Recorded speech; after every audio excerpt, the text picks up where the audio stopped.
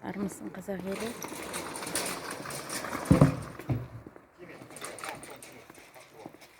Мен Астанадан көшіп кеттім. Енді бір ауылда тұратын болдым.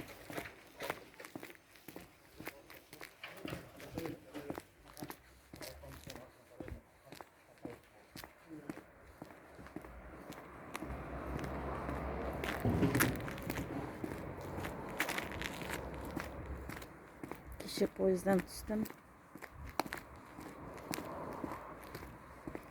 Қазір дүкенге кетіп баратырмын. Тамақ алуға. Содан бүгін жоспар құрам. Қала ауылдарды аралап Нұрлан Ахметовті өлтірген Қордай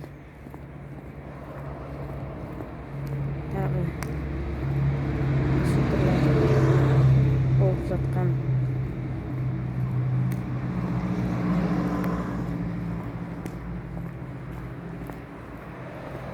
шаруалардың басын шешіп көрем. Қолымнан келгенше бүгін жоспар құрам. Қайда барып не істейтінімді.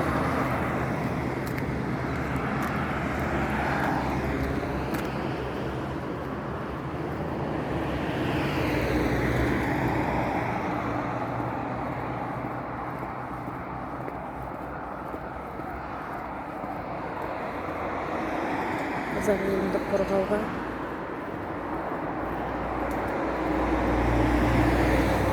сатқарамын. Жақсы, мен дүкенге кірдім.